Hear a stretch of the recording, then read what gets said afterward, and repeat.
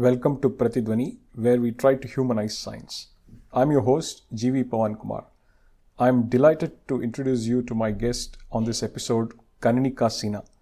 Kaneenika is a mathematician and is an associate professor in the Department of Mathematics at Indian Institute of Science Education and Research, Pune.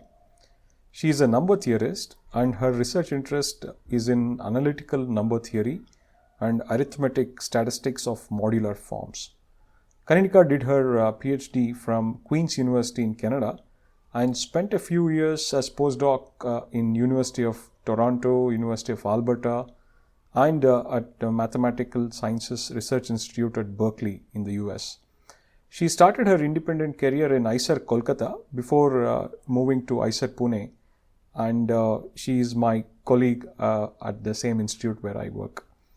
Kaneenika is not only an excellent mathematician, she is also a blogger and a co-author of a recent book on an introduction to the circle method published by American Mathematical Society. She is also an editor on journals such as Bhavana, which is a magazine dedicated to mathematics, and Resonance, which is Journal of Science Education too. In this episode, we discussed her biography, on how she developed interest in mathematics, her influence during college days in Delhi, where she learnt very interesting things, her exposure to a summer program at TIFR Mumbai, where she found her spark and origins for mathematics research. She also tells us about her experience on learning and doing research in mathematics, including number theory. We discussed various aspects of her research, including her recent book and the process of writing, and why it is so important to do research, teaching and learning in an integrated way. We discussed the importance of mathematics and its role in society, and how academics, scientists and of course mathematicians can contribute towards betterment of the society. There is also an excellent segment in pristine Hindi in which Kaneenika describes her research with eloquence, which is indeed fascinating to hear. We also discussed about her interest in literature and reading, and she wonderfully elaborates on some of her influences and likings, including Harivansh Rai Bachchan and some very interesting stories related to him. Kaneenika is one of the most articulate colleagues I have interacted with, and discussing research and its motivation with her is always a pleasure. I learnt a lot from this conversation, and I am sure you will also learn a lot. This is Pratidhwani, where we try to humanize mathematics with Kaneenika Sinha. Hi Kaneenika, welcome to Pratidhwani. I'm so glad that we are actually doing it. And Hi. welcome. Yeah. Thank you so much for having me. I'm really excited about this conversation. My pleasure, my pleasure. So Kaneenika, could you please tell us a little bit about your biography? How did you actually come to like mathematics and science in general? Could you please tell a little bit about your biography? So I am a mathematician, your colleague at IISER Pune. Yeah. I specialize in number theory. My interest in mathematics essentially came about in college. Okay. So when I was in school, I enjoyed doing mathematics and I did well, and my parents were very particular about doing well in mathematics. They saw this as a hidden weapon that can give you a lot of strength to do anything that you want to later in life. Mm-hmm, mm-hmm. But it was in college that I started thinking about mathematics as a career in itself.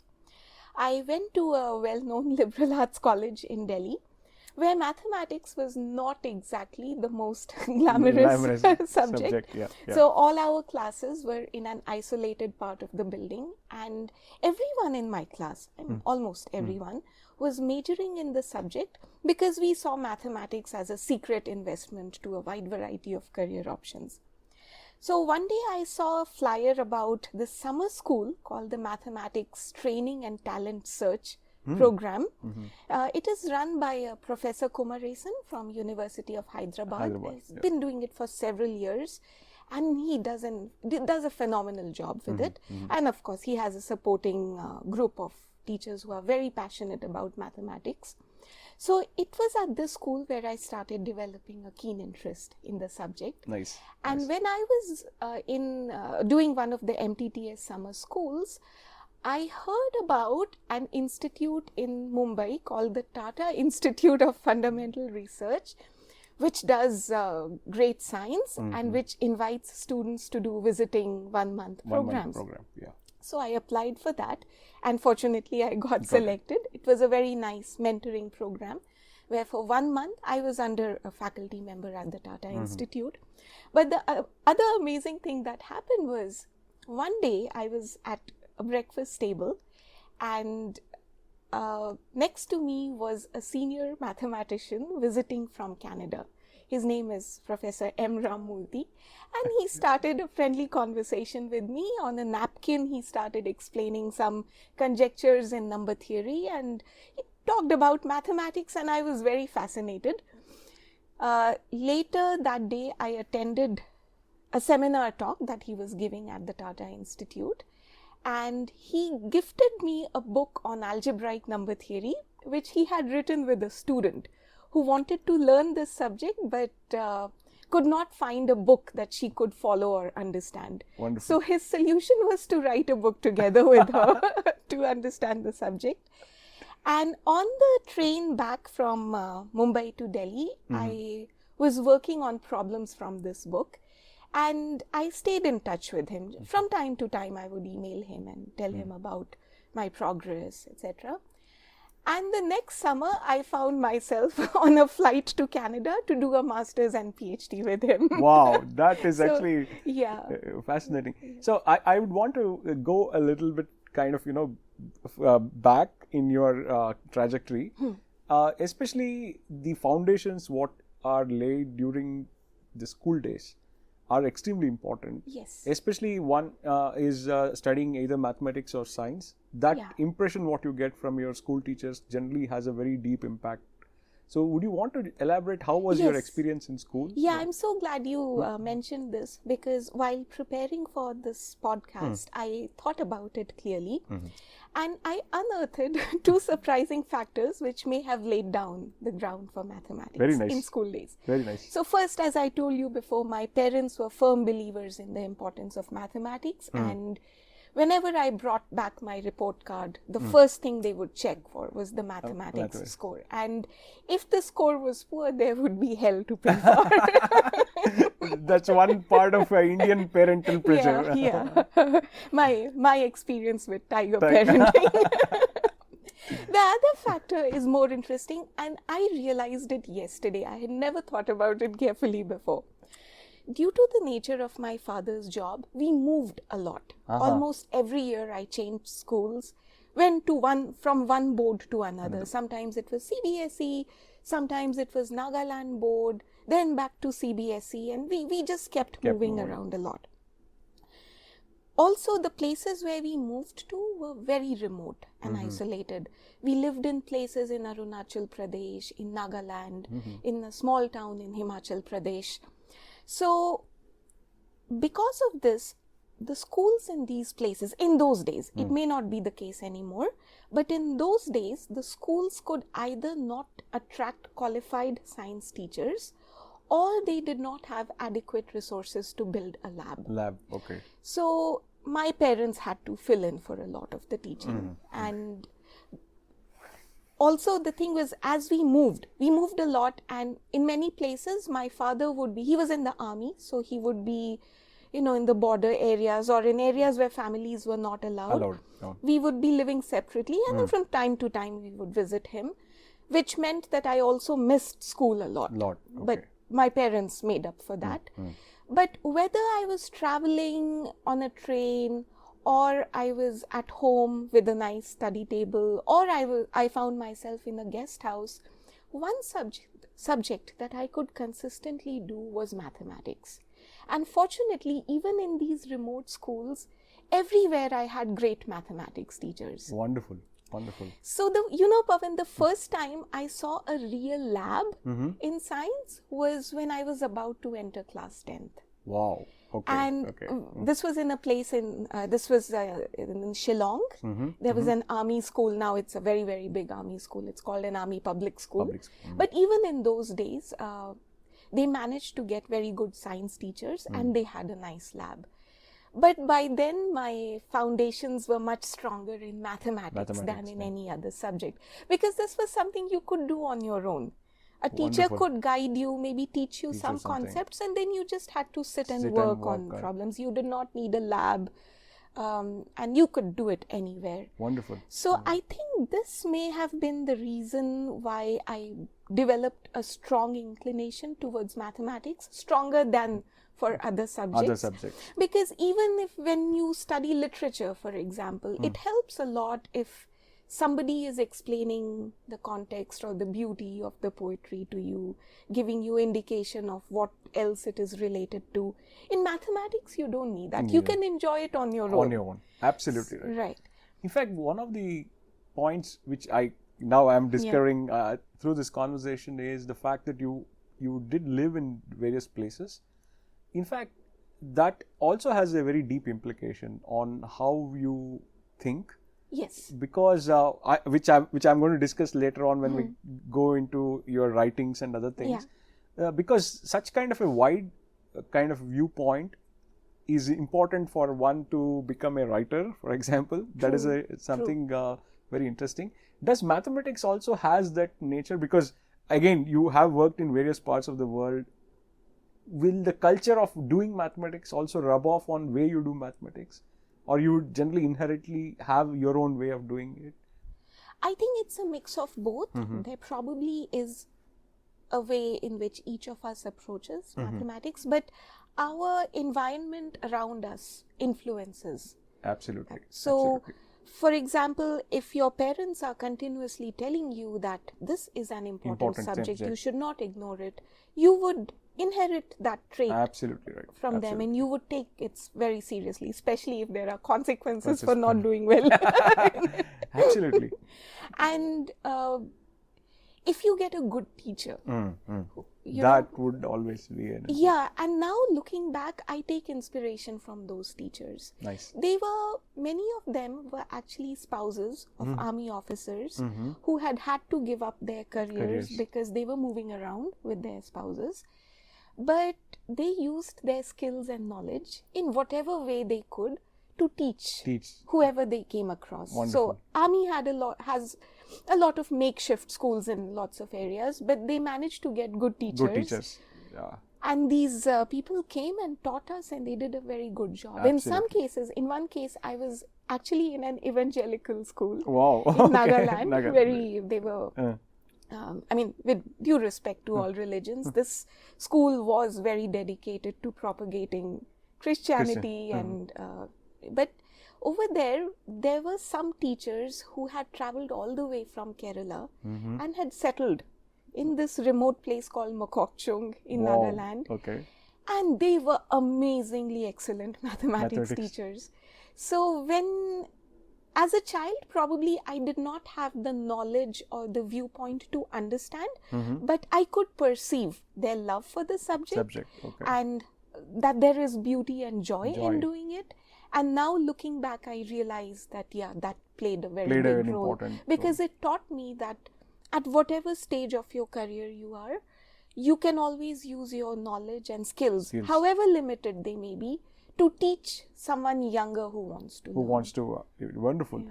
See, it's very interesting that you actually had exposure to a variety of teachers, if I understand correctly from your what you said now. It also means that each one has a interesting and different teaching style. Yes. And you can inherently actually take that, sometimes voluntarily and sometimes involuntarily gets inculcated into you. In fact, when we discuss about teaching, hopefully we'll also elaborate a little bit more.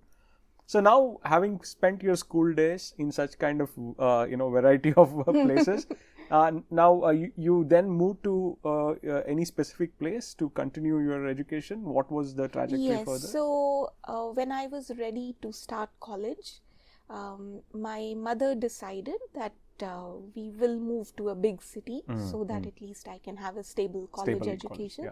So Delhi was the first choice. We had a house there, so we moved. And so I was there. Actually, I think Delhi was the first place where I lived continuously for 3 years. 3 years. Before that, it was always 2 years, 1 year, 6 months, 9 months. So the first time I went to college was in and stayed in the same place for 3 years was in Delhi. Delhi. Okay. And again, it was just, routine college work, going to college, doing the work. One very good thing about my college was that the teachers never went on a strike. Even when Delhi University's Teachers Association, which was notorious for going on strikes all the time. Which college? You may have to... Yeah, Lady Shri Ram College. Shri Ram College, yeah. exactly. So DUTA would keep going on strikes, but our teachers would show up regularly, and so that basic foundation was not disturbed. So was there a background in mathematics in your family? Somebody had done? Not really. No.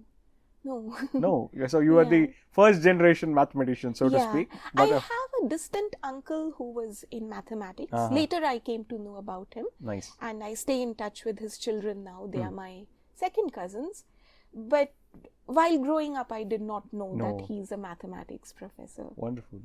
See, one of the points which you also mentioned, again, just stepping back a little kind of into your schooling days, is the fact that you were able to do mathematics at any place where you were living. Yes. This is actually one of the important strengths of mathematics. Yeah. Vis-a-vis, let's say, laboratory-based approach to doing science. Exactly. And maybe that has a very important role in motivating a lot of children from underprivileged backgrounds also, right? To do mathematics. Yeah. Like even if you see Ramanujan also, he's a great example. It's kind of wonderful to actually see that. So now going forward, Delhi, how was the Delhi experience in Lady Shri Ram College? Yeah. And how was your experience there, like studying and getting to know Delhi a little more closely? Yeah, it was good in some ways, but it was also traumatic in many ways. Before Delhi, I had lived in small places in a very protective atmosphere. Delhi was the first time that I had to learn how to commute on my own from somewhere in Noida all the way to this college which was in this Lajpat Nagar, Greater Kailash area.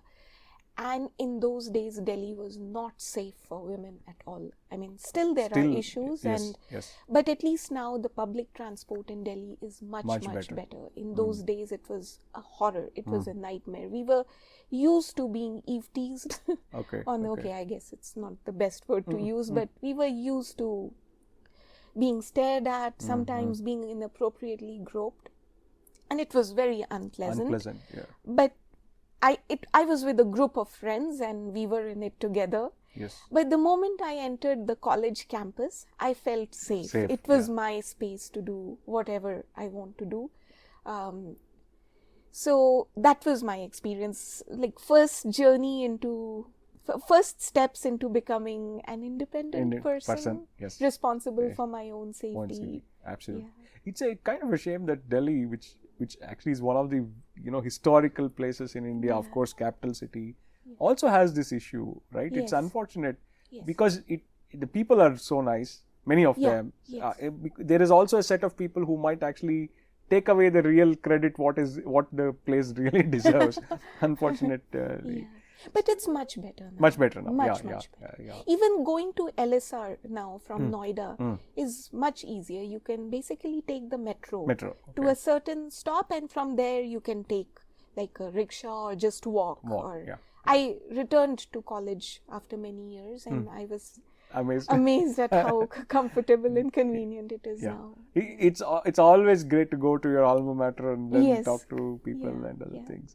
So then the foundations for mathematics were laid at that time? No, I think my foundations for mathematics were laid after I met. I mean, in the real sense, after I met Professor Murthy. Okay. Yeah. So MTTS played a role because it gave me the exposure, and for the first time, I just saw that you can do mathematics for its own sake. It is not a means to do computer science or commerce or something. It is, but there is more to it. There is more to it and probably far more to it than just and there are people who do it that way and live meaningful, happy, productive lives. So that first inkling of joy in doing it came from MTTS. But after that, the inclination to do research and continue with it came from Professor Murthy. Murthy. Wonderful, wonderful.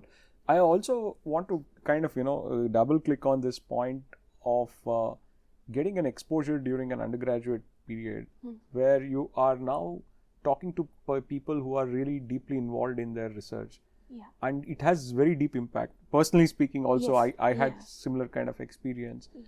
And it really changes your viewpoint on how you want to become a researcher and what it takes to become a researcher. Yeah. So, as you mentioned, right on that particular lunch table, probably you would have already been kind of founding the interest and other things. Yeah. So, now that you could make this transition from being an undergrad to a master's student and subsequently PhD student in Canada. So, this transition would also be very interesting, but also maybe you are already prepared for that?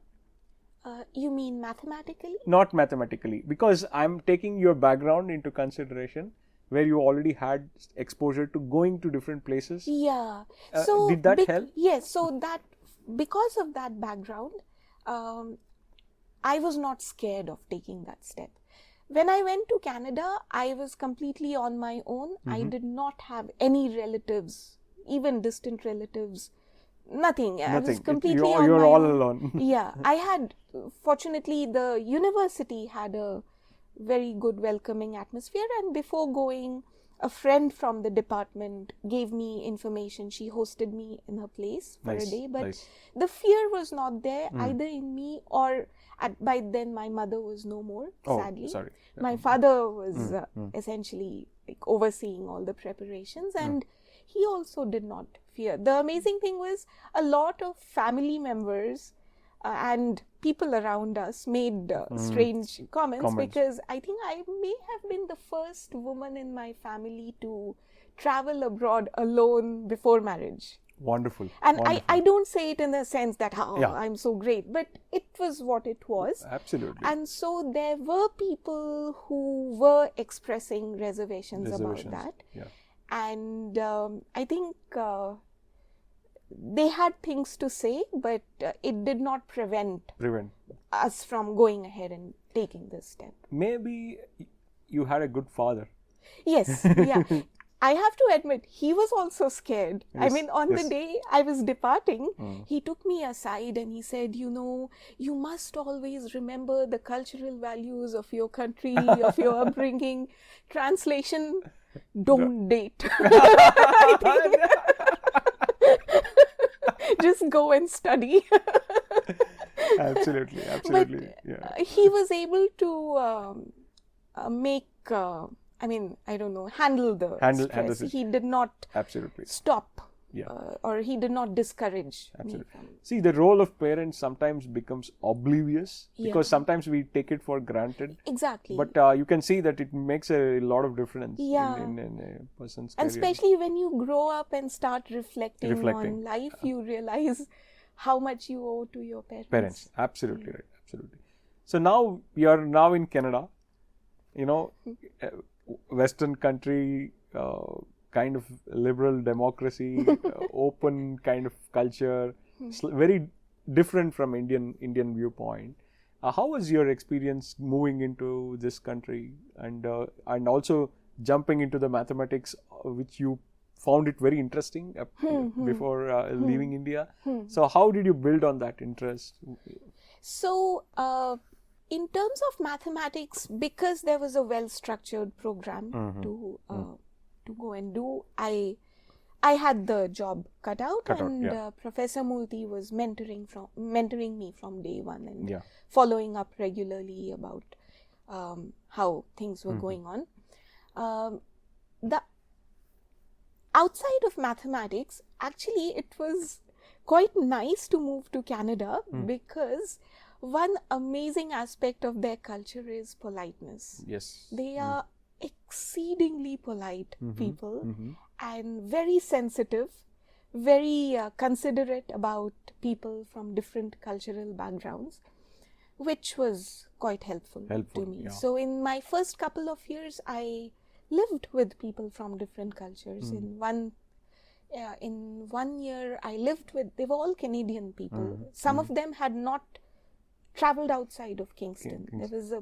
I had a housemate who had lived in Kingston all her life. Wow. School, college, everything. Okay. But still, it did not affect our relationship. There were some, when different people obviously come together, there are always some issues. But overall, it was a good experience. And I never felt that I'm being excluded from anything. But for someone who was as sensitive as I was, I think Canada was the perfect place. Yeah, probably because people are very sensitive and they try to be, they try to do as much as they can to make you feel welcome.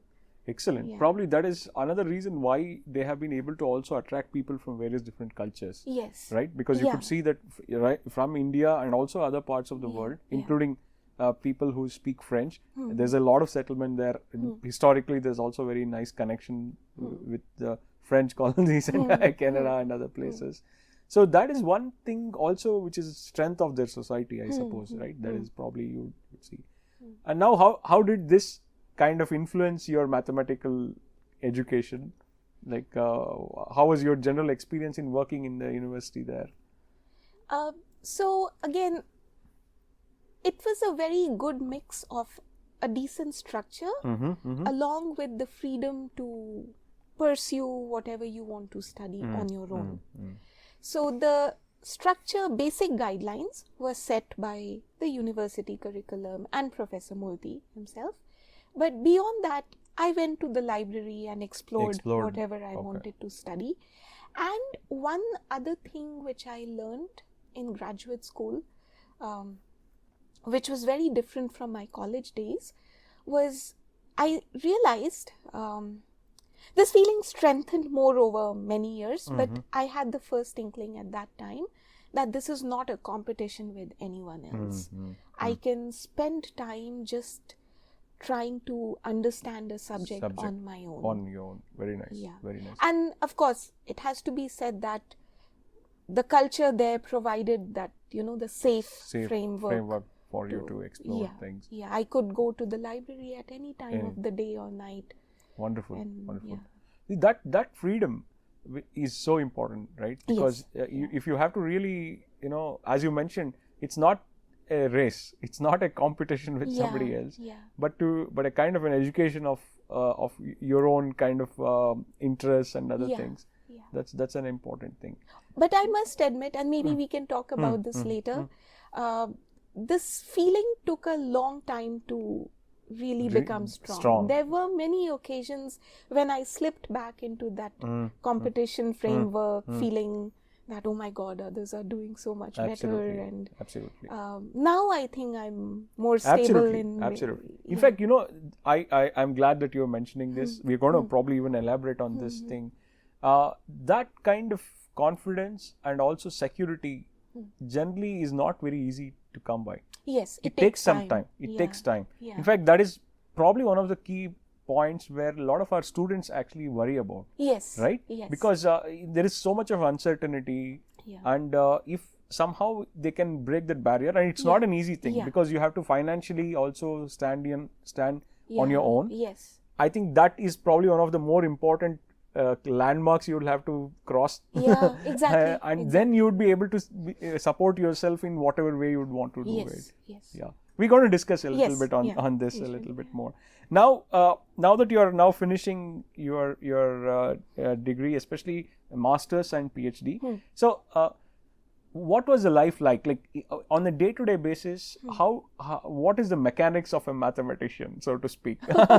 Just for our listeners to understand, because it's an important and it's also a fascinating thing, because a lot of times the notion of scientist is already painted in various different forums, including art, but the capturing of a mathematician sometimes goes unnoticed, or in many times probably is not accurate. For example, you will see John Nash in Beautiful Mind. It is an extreme viewpoint of a mathematician. But if you talk to Kaneenika, I am telling this to our listeners, she's a normal, very jovial person and also excellent kind of communicator, which is generally not associated with mathematicians. True. But I want to actually remove that myth. So if you can help us to kind of tell us what it takes to be a mathematician, especially in the growing up times, what it is. I know it will be a personal experience, but that itself is good for us to understand. Yeah. So should we maybe start this discussion with like some kind of a schedule that people... exactly. So in my case, I would wake up fairly early. This is another habit my parents inculcated, and I would study, do some work for a couple of hours, then go to the department. Attend lectures, work on assignments for the first 2 years. After coursework was done, then of course it was more about reading papers for our PhD problem, working on problems. So what I noticed was that you can actually have a very balanced lifestyle, but mathematics has to be at the center of that. So at the best hours of your day, you must prioritize and spend doing whatever you need to do. And then it makes the rest of the day very pleasant, and you stay confident and happy through the rest of the day. Absolutely right. Yeah. In fact, we're going to go a little further when we discuss about your research. This is an important point. Yeah. One other thing is, in the life of a mathematician and life of any scientist, it's okay. One thing you learn to make peace with is spending long hours trying to do something and getting nothing out of it. Yeah. I remember one day I spent maybe 9 hours trying to work on a problem that my advisor had asked me to think about. And I sent an email to my friends later. Look, I'm feeling so happy I do it in a go. I'm still not sure if I have done what was needed, but I have made some progress, and I'm going to take it to my advisor. And when I went to my advisor's office the next day, within 10 seconds, he pointed out a very silly flaw I had made. So it was 9 hours of finding a flaw, and you learn to make peace with it. It doesn't mean that you're a bad person or your life is a failure. You just have to get up and keep going. There, it matters a lot how your advisor handles something like this. If he had said something like, oh, I'm disappointed. How could you make such a silly error, and this is bad, and you'll not make progress if you continue like this. If he had said something like that, I would have been devastated. Absolutely. But instead, he said, he smiled and he overlooked it, because he saw that I myself had realized the mistake, and then we continued discussing other things. So that gave me the assurance that this is a normal part of discussions, but of course I should be careful. See, this is also, if you look at it slightly from a zoomed out viewpoint, this is where a dialogue is important, right? Because even when you're doing mathematics, an interaction with another person, kind of, reflected thoughts from a slightly different viewpoint, helps you to really build things in slightly better way. And that is an important part and parcel of anybody's formative years. Right? Because that's one of the reasons probably it's good to talk to people regarding your work.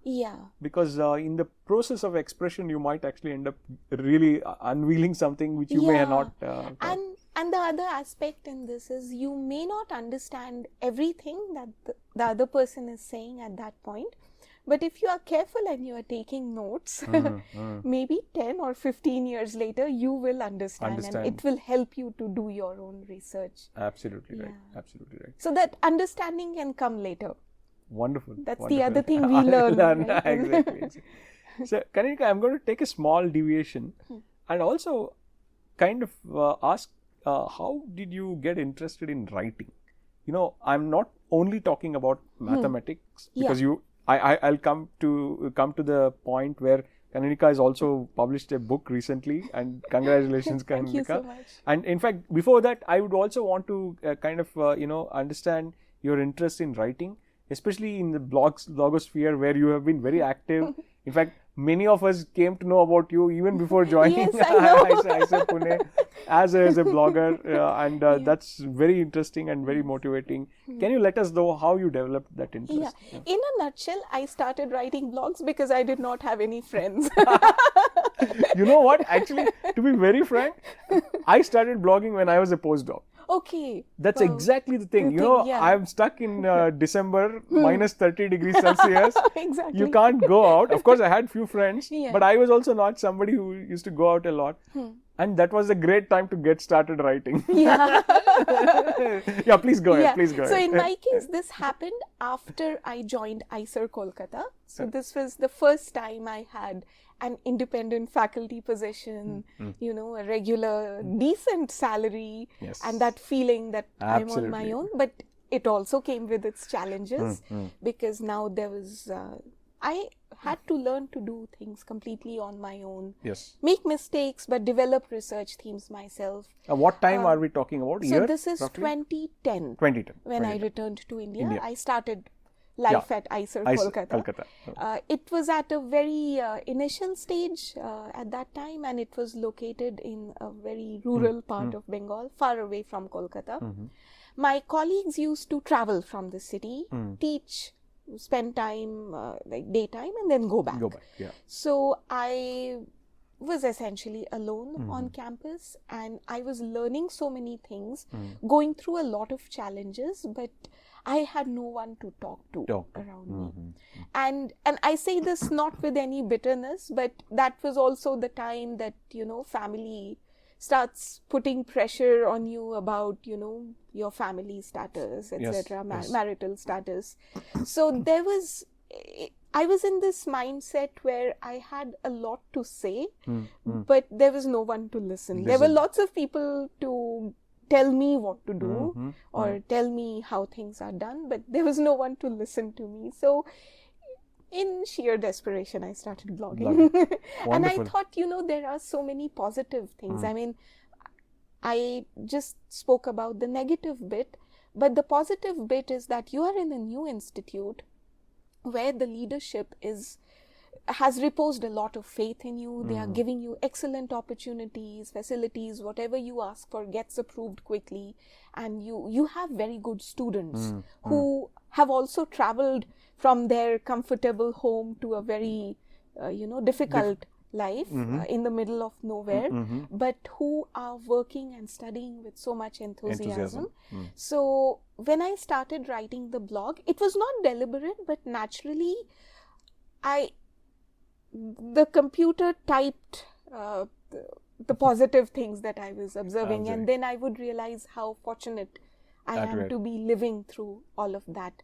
Fantastic. So that is how started. So it was not kind of any background what you picked up. Like, for example, I should mention that it's not only about the life you are living, but it is also the way you process it. Exactly. Which means that you have to amalgamate this with the language. Yes. Because blogging would require some kind of proficiency in looking at your own thoughts and putting it across. Yes. So that means that you had a reasonably good kind of upbringing in terms of reading or something. Exactly. Yeah. Maybe literature or something like that. Yes, since childhood, what kind of stuff were you interested in? Mostly literature. Mostly literature. Okay. In both English and Hindi. Hindi, yes. And my father particularly encouraged reading. I remember when I was in class 10, that is the phase when parents are supposed to be quite worried about your board exams. Exactly. And in the summer preceding class 10th, they start sending you to coaching institutes, etc. So they did not do that because they thought they were reasonably competent to teach me whatever I needed to learn at that stage. Later, I did take some coaching in math and I think maybe physics, or I've forgotten. I did go to some coaching centers. But in the summer preceding class 10th, one day, my father came home and we had a Maruti 800 at that time. And he calls me, and I thought maybe he wants me to bring his briefcase in or something like that. I came outside, and then he lifts the rear of the car, and I see this huge collection of books. Wow. Okay. And my mother came out and she was like, "Why have you brought all this? She needs to study for her exams." And my father is just observing the reaction on my face. And he says, "Just pick whatever you want to read from this. I've got it from our library and I'll return. But for some time you can just keep these books. Wonderful. Just pick whatever you want to read." Wonderful. So he gave me the choice to, he did not tell me you should read this, you should read that. And I remember picking up, one of the books that I picked up was Gone with the Wind. Wow. It was this thick book. I did not have the emotional quotient to understand what was going through, but I read it was good reading. Read it. Wonderful, wonderful. Now again, that's what it reinforces the parenting part of it, and a very important thing.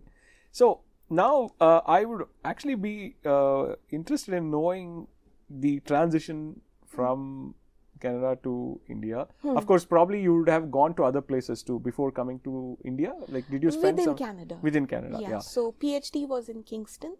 Then I was in Toronto for 2 years. 2 years, yeah. Then I went to the western part of Canada, in Alberta, Edmonton. Yes, I was there for 2 years. 2 years. Okay. After that I came. Okay. So you're all Canada. Canada. After I came back to India for a semester, I went to the Mathematical Sciences Research Institute in Berkeley. Berkeley, yes, that's correct.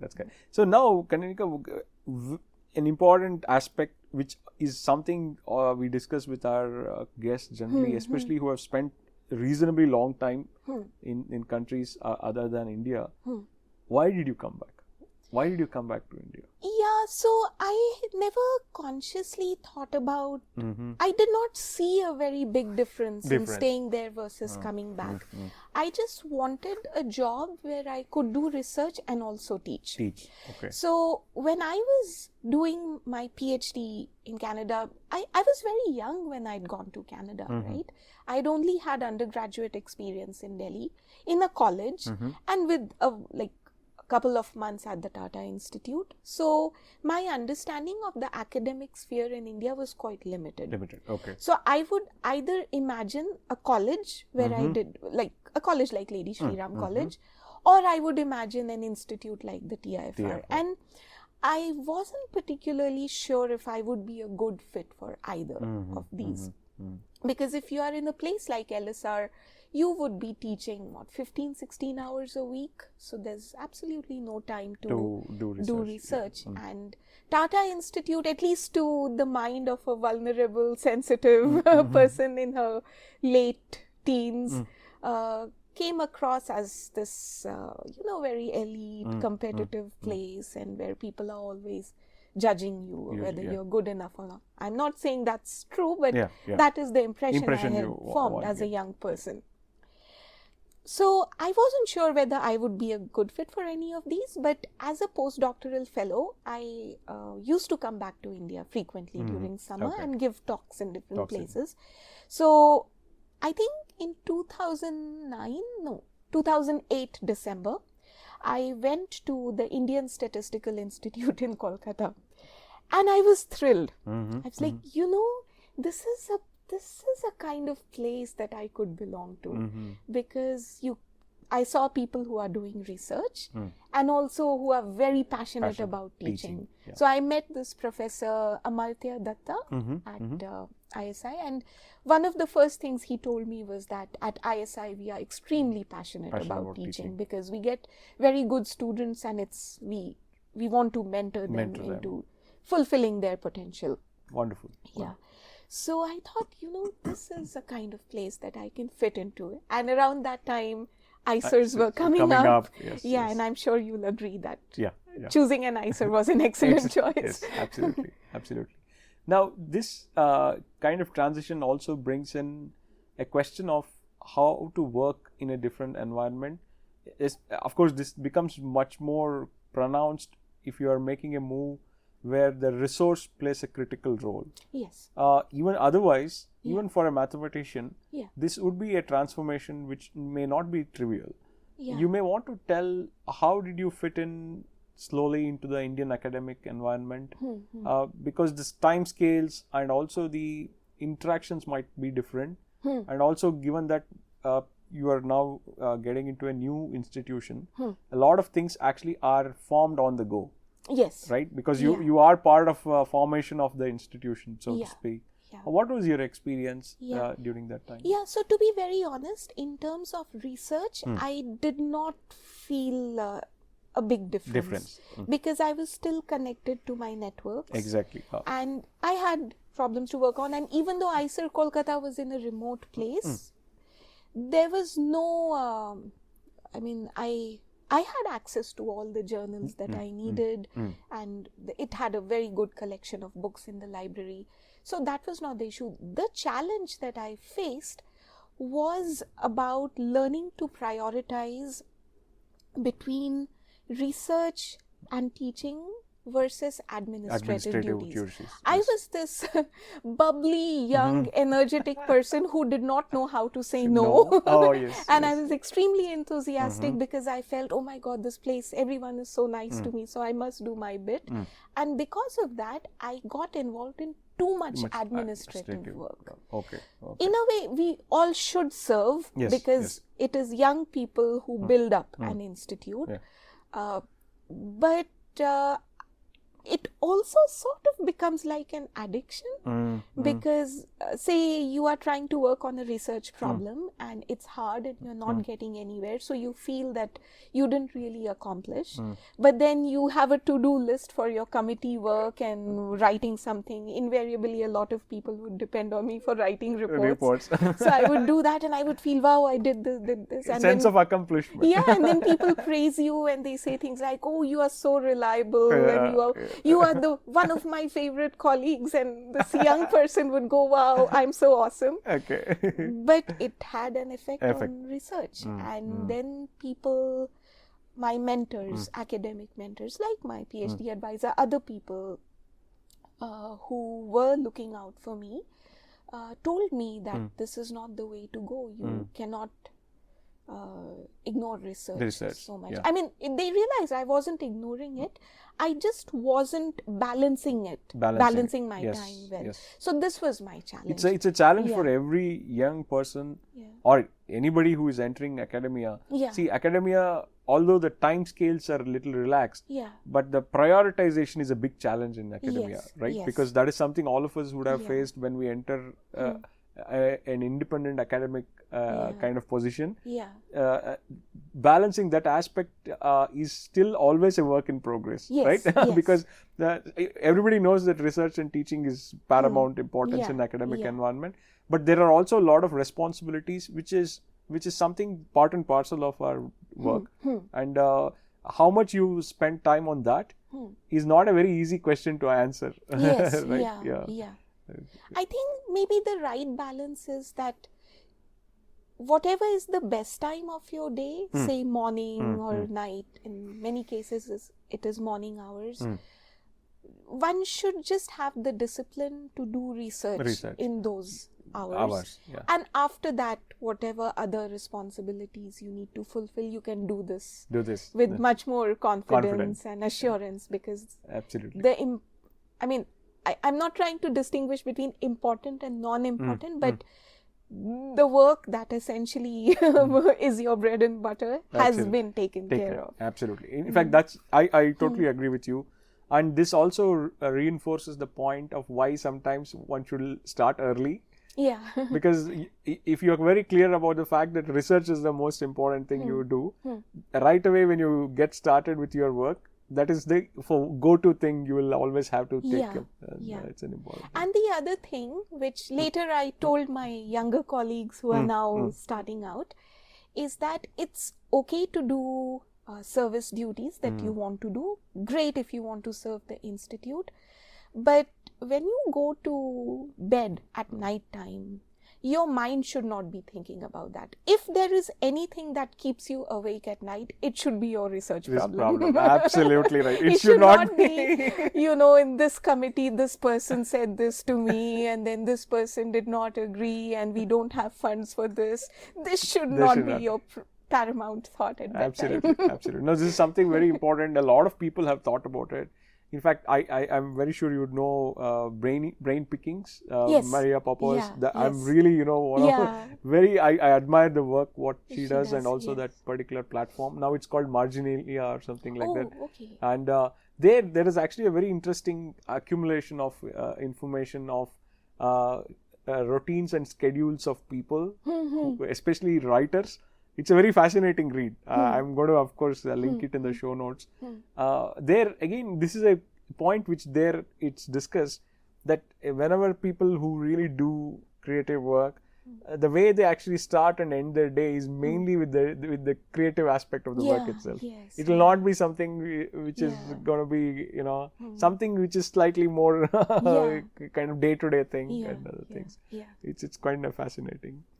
So now you are then making your transition from Kolkata to Pune. Yes. So can you tell about that transition? Like how was that transition? Because culturally also it's a slightly different place. Yeah. So this move happened because IISER Pune was growing a good number theory department. Raghuram was here at that time, and they had hired good number theorists. They were on the lookout for somebody with a specialization in analytic number theory, and I wanted to be able to transition into a department like that where I could have more opportunities to talk to other people about research and just continue, because like I said, those people who were looking out for me were seriously concerned about my research progress. So it was a good match. I applied and it was amazing. I think I applied at just the right time. My whole mathematical journey is a story of being at the right place being in the right place at the right time. But taking action. Yeah, and that taking is an action, important thing because a lot of people, even Pasteur's thing, what it tells is that it's actually taking the action. Is the whole important point. Great. Yeah, so I think I remember Raghuram told me that the selection committee was going to be meeting on a certain day, and if by a certain Thursday I could send in my application, and I sat and just worked through it and submitted the application. Nice. And I'm glad you did it. I know. Within a week, I had a job offer. This was initial days. Now it's not possible. But in those days when they were looking for people to join, I think it was the happiest day of my life. Wonderful. That, when I got this email. You will be getting the formal letter after BOG approval. But I wanted to let you know that we are going to make you an offer, and I was jumping around the house and it felt like a new beginning. Very so I finished that semester at IISER Kolkata and then moved to IISER Pune, and it was so amazing. When I joined, a lot of colleagues here stopped and asked, "Hey, aren't you the person who writes that blog?" Exactly. Kaneenika was already very famous by then, as I told. I think many more people in IISER Pune were reading the blog than at IISER Kolkata. Exactly. See, that is also a time where there was a lot of transition which was happening in Indian academic ecosystem. Because even I was kind of coming back around the same time, 2010. And that is also a time where this new budding institutions called as IISERs were all in the offing, and people who had basic science as their background, this was a very attractive kind of place to really kind of move in. Because see, of course, a lot of respect and also admiration for other institutions like IISc, TIFR and IITs who have contributed a lot to our academic environment, including research and teaching. But this exclusivity for science and mathematics and basic aspects was something very heartening, right? It was so new and so new. I hope that kind of idea still exist in the echelons of all the places where people are really deeply thinking about it. But it gave a lot of hope for a lot of people who are into basic sciences and mathematics also included. So now we'll go into your research, Kaneenika, to know a little bit more about what are the questions you are interested in, what kind of problems, what kind of specific sub areas within mathematics interest you. Could you please tell us a little bit more about? Yeah. So I study number theory, and just to give you a brief introduction, number theory deepens our understanding of numbers through various types of questions. For example, properties of numbers, distribution of numbers, something like a prime, how are prime numbers distributed, counting other types of interesting phenomena that show up in numbers, finding solutions of interesting equations. And most of these questions can be easily understood by a high school student. You can state it in a way that a school student can understand. But while answering these questions, we have to draw upon an entire array of tools coming from analysis, probability, geometry. Sometimes the understanding of a problem in number theory has been enhanced by understanding its connections with physics. For example, random matrix theory, etc.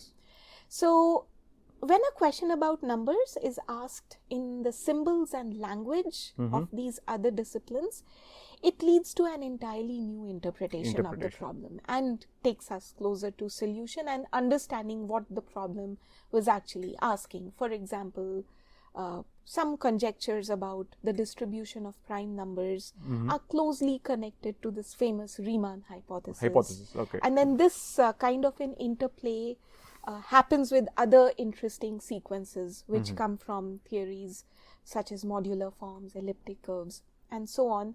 Some of this has also led to important applications like in cryptography. Cryptography, exactly. I was about to connect to that point. So the safety of our online transactions essentially depends on properties of prime numbers. Absolutely. So this is a sort of the kind of questions that we look at in number theory.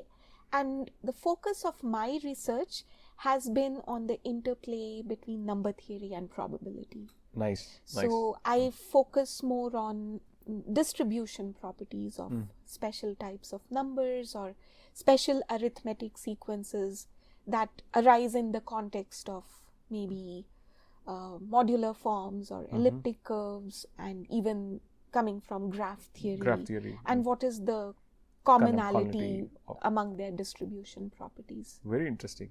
In fact, I should mention to our listeners that Kaneenika also has an excellent TEDx talk. I would link it in the show notes. It's really worth. In fact, when I heard that, it was very, very fascinating. You know, I would strongly urge everybody to watch that video and hear to Kaneenika in there.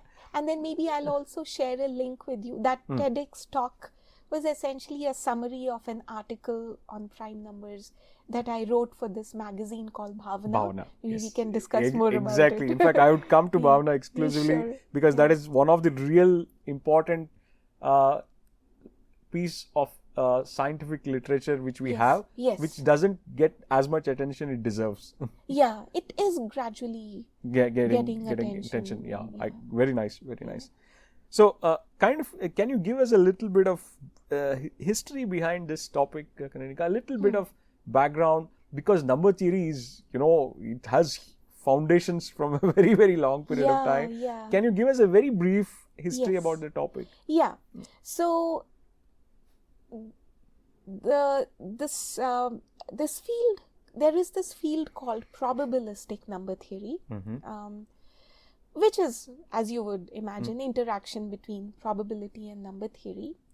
And the history, I think there are different ways to approach the history of this field, but one particular path is actually a theorem of Hardy and Ramanujan about the properties of this function which is called the prime omega function. So what this function studies is, given any number of your choice, how many distinct prime factors does the number have? So if the number is prime, it just has one factor, one prime factor. If you have a number like 6, it has two prime factors. If you have, there could be very large numbers with very few prime factors and very small numbers with many prime factors. So this question about omega of n, behavior of omega of n has fascinated mathematicians through centuries. Yeah. And in 1917, Hardy and Ramanujan proved a theorem. It's called the normal order of omega of n, which essentially tells you that normally omega of n would be very close to log n. And the number of natural numbers where the deviation between omega of n and log n is quite high is very, very small. Very small. So that's why the normal order of omega of n is log n. Then later, maybe about in 1934, Paul Turan, who was working on similar problems, observed that you can prove this theorem in a different way, which is much simpler, but which has remarkable connections with probability. Nice. So he gave another proof, but he actually let it go after that. So there was this other mathematician, Mark Katz, who wrote to him and said that, your proof is essentially probability, and let's do this more. So actually I have the exact Paul Turan wrote about it in an autobiographical piece. So in 1976, so this is much later, Turan is now an old person, and he writes, when writing to Hardy first in 1934 on my proof of the Hardy-Ramanujan theorem, I did not know about central limit theorem. So this is the topic in probability that has close connections with this. Erdős, so he's referring to Paul Erdős, to my knowledge, was at that time not aware to. It was Mark Katz who wrote to me a few years later that he discovered when reading my proof that this is basically probability. Nice. He asked me in a letter whether I can do the same for, then he writes about some expressions for second moments of this function, etc., the standard deviation. So, and he made, this is extremely important, he even made a hint as to what is called the Gaussian distribution for omega of n. Though I realized I could settle the above, I found absolutely no interest to do it, actually. I had not seen a single possibility of an application. Wow. And I do not see this even today. Am I right? This is how he concludes So he's doubling down on that. So Katz was giving a talk in, I think, Princeton, and Paul Erdős was in the audience, and he shared the excitement about Katz, about this connection, about being able to state distribution properties for omega of n in a language which is extremely similar to that of central limit theorem in probability. So they, I think, essentially they had proved the theorem by the end of the talk, because to prove it explicitly, so Katz could see the connection with probability, but he needed explicit tools from number theory to prove it, which Erdős was able to provide. So this, because of their observation, what they noticed was that the same thing can also be applied to a wider variety of functions, which are called additive functions. So a whole group, a whole branch has developed around that.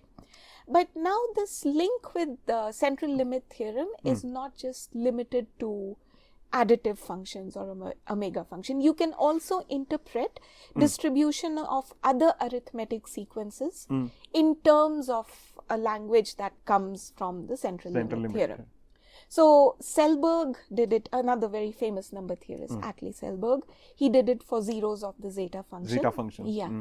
And this was done in a big way by Katz and Sarnak, two very famous mathematicians, who have built a dictionary between distribution questions about arithmetic sequences such as zeta zeros of, like modified forms of the Riemann zeta function, and questions that come from random matrix theory. They have a very nice dictionary. It is also called the Katz-Sarnak philosophy. I was introduced, so there is so many questions come out of the Katz-Sarnak philosophy and variations of those questions.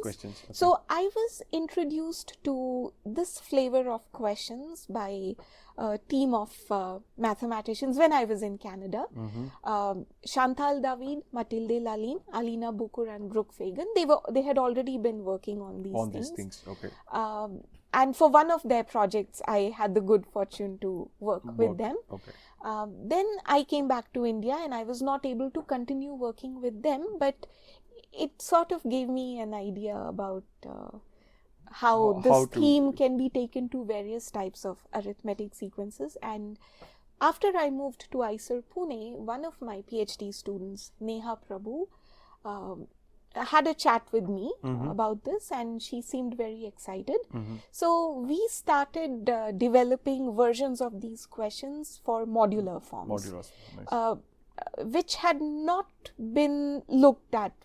We were trying to do some central limit theorems which had not been seen in this context before. So, but she was also as excited about it, and she worked very hard. And this was her PhD thesis. So very this nice. led to lots of questions. So now most of my collaboration is either with my students, or now I also work with 2 colleagues in my department, where we have also explored other types of statistics about sequences coming from modular forms. And in more recent ongoing work, I am trying to do analogues in graph theory. Oh, wow. So here again, nice. I had a rough understanding of how these questions could be translated to graph theory, but I did not really understand the technicalities needed to solve. So in comes my bright young collaborator, Momanti Poddar. Yes. She became an associate of the Indian Academy of Sciences recently. Congratulations to her. Yes, and she is amazing. She is technically, mathematically so strong. Okay. So we started exploring this. Wonderful. This is another reason, to have good people around you. Exactly. That really makes the whole ecosystem so vibrant and so also creative, and it really brings in new energy and other things. Wonderful. So the overall experience of working with your students and now with the colleagues, do you find any difference between India and Canada and other places where you worked? No, I don't find. Of course, it has to be said that when I started collaborating with people in India, I was already an independent faculty member. So, whereas in Canada, my collaborations were as a junior author. So that was my training phase. Recently, I participated in a research intensive program in the summer, where so the theme of this this summer school was something called explicit number theory, which essentially means a study of questions around the Riemann hypothesis, and their applications to arithmetic problems.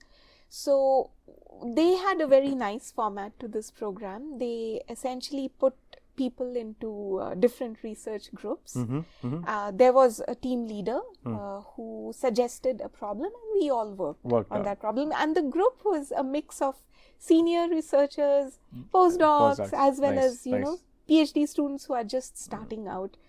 And it was just so amazing. Right? This is the first time I think I'm doing a collaboration of this form. It's a team of 6 collaborators. Nice. And we come from different stages of the academic program, different expertise, but we've come together to work on this problem. That's fascinating, because there is also a study which now tells that if you have diversity in terms of your backgrounds within academic kind of program, whatever you're just mentioning, it adds in new creativity. It actually brings in a very different viewpoint, because questions don't discriminate at what level your knowledge is. Sometimes you can really ask great questions, maybe without actually having edifice of knowledge already built on. So one very nice thing I learned, which I think I had not learned it so far,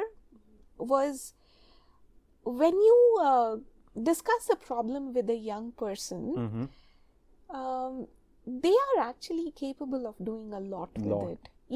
Maybe even if they are just learning the subject Absolutely at that time, absolutely. they can come and bring a new perspective and they jump into it. You just have to give them the opportunity. Absolutely. So I'm going to exploit this understanding more with my future PhD students.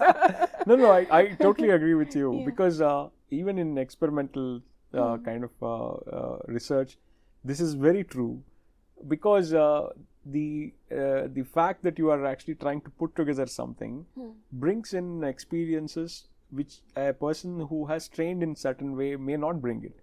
For example, when you're really putting together something to function as an instrument or something like that, what you put into that kind of a small ecosystem actually can be very different from one person to another. Yeah, exactly. So, which means I totally concur to the point what you're just mentioning. So, we're going to now kind of broaden the scope from your research to mathematics plus society, so to speak. And without any doubt, mathematics actually is at the core of so many things which our society is based on. Yes. So, one of the questions, and it is a question which is, I think, very important, is to ask, first of all, the formation of a mathematician as a person who might be inclined to do mathematics. How does that person really get into this? The understanding mathematics and appreciating mathematics' role in the society.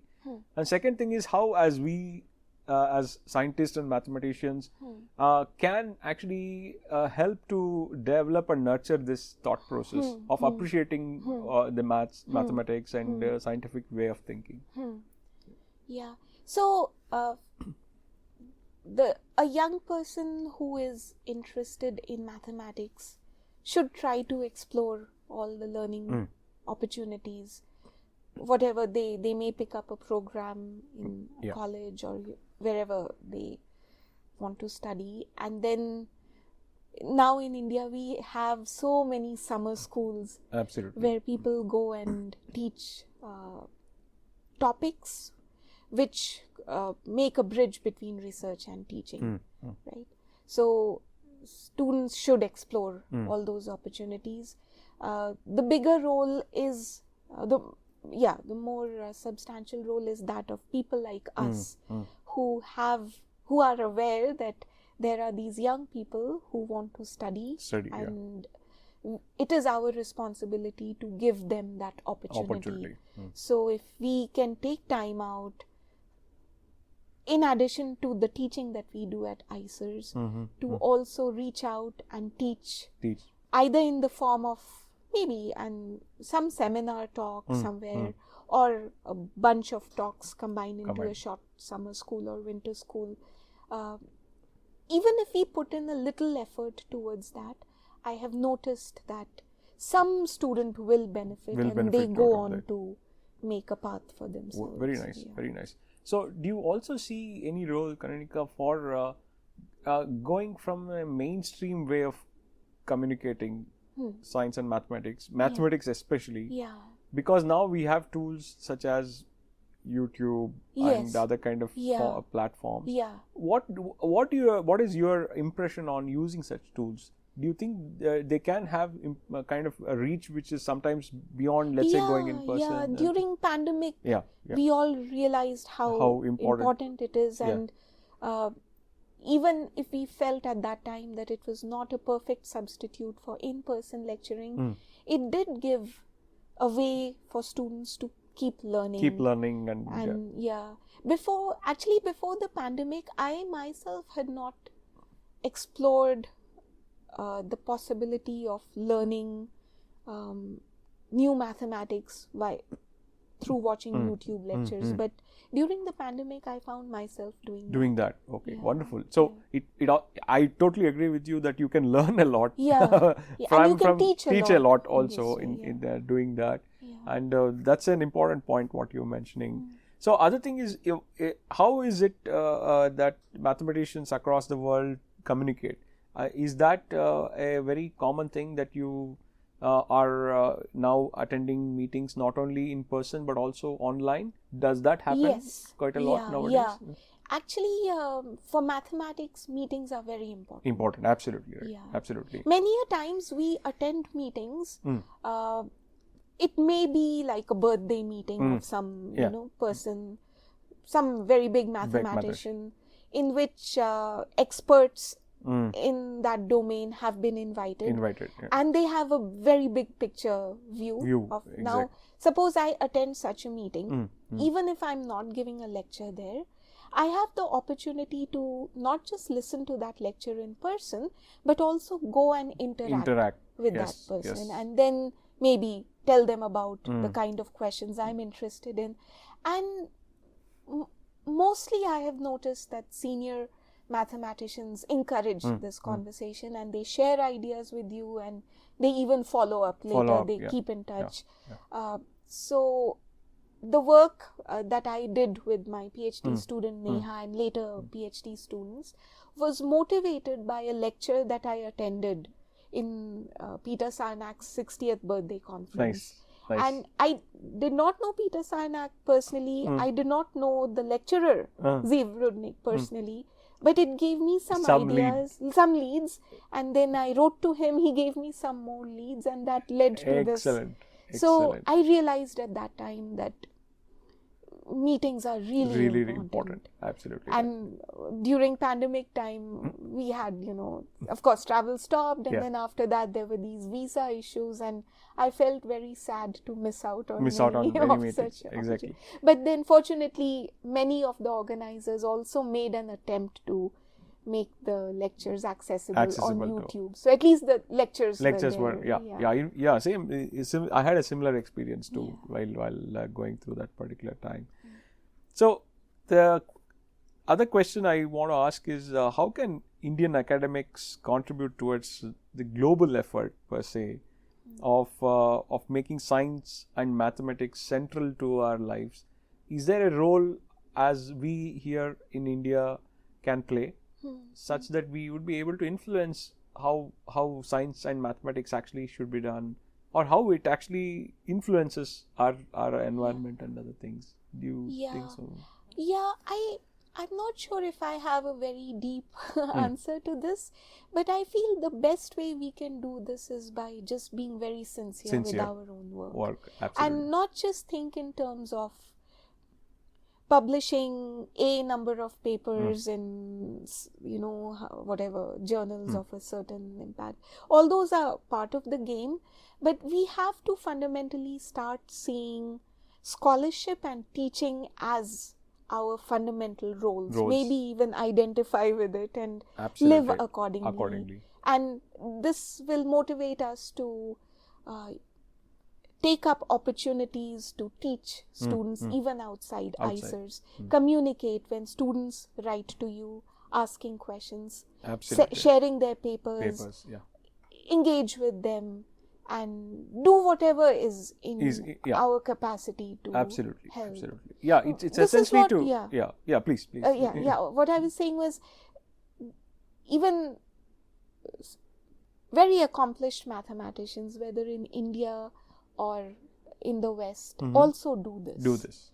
Good to know that. In fact, that actually can really influence somebody's life, literally, right? Because that it might be a small gesture for somebody who is in a big position, but who is now really trying to grow. For that person, it might actually be a life changer in terms of career and other things. And that's an important thing. And we also benefited. Absolutely. Exactly. We are all beneficiaries of such kind of goodwill at some point of time. One other thing I feel is, I think specifically our generations, those of us who are at IISERs or universities, in addition to doing our work to the best of our abilities, I think we should also have a positive attitude that what we are doing is important. We are important people at an important time in history, and everything that we do matters. Absolutely. I think we have to remind ourselves. Yeah, because even the circle of influence, so to speak, or the kind of proximity which you have is an environment within which you can have some impact. right? Because the fact that we are also teachers, which means there is a small sea of humanity which goes through us Right. every few years. Exactly. We are static here, but there is actually a Yeah. sea which is small. Of Yeah. course, there's a small water which is going through, metaphorically Yeah. speaking, Yeah. and it's a fascinating kind of experience also. Now we'll come to your book. Okay. Because I was delighted to know, because when you also announced about it on Twitter, it was wonderful actually to know. But as an academic, that is one of the accomplishments, right? To write a scholarly book, Yes. which is also not completely secluded from somebody who would want to understand the thing. Yeah. What was your experience, Kaneenika? Can you tell us a little bit more about your experience of from ideation of thinking about a book, then collaborating, and then kind of bringing it into the reality? It's actually quite a lot of work. It can take long also. Can you please tell us the whole process a little bit? So this book has an interesting history. Yeah. So this is a book on a method called circle method in number theory, whose origins go back to a letter that Ramanujan wrote to Hardy when he was a clerk at Madras Port Trust. And later when he met Hardy and came to England, they worked on a lot of things together. Unfortunately, Ramanujan passed away at a very young age. And Hardy and Littlewood further developed these ideas for a certain type of problems. And now circle method has become an extremely essential tool in analytic number theory for a wide variety of problems. Okay. So when I had joined IISER Kolkata, the then director Sushanta Datta Gupta said that, would you like to organize something here? We can get students, and why don't you organize some conference, some meeting? So I contacted Professor Ramurthy, who is ever eager to come to India. He visits and he travels to as many places as he can. He agreed, and we organized a winter school on the circle method. It had like a huge number of students. Those were the days when funding was so generous. And basically, I would say it was normal.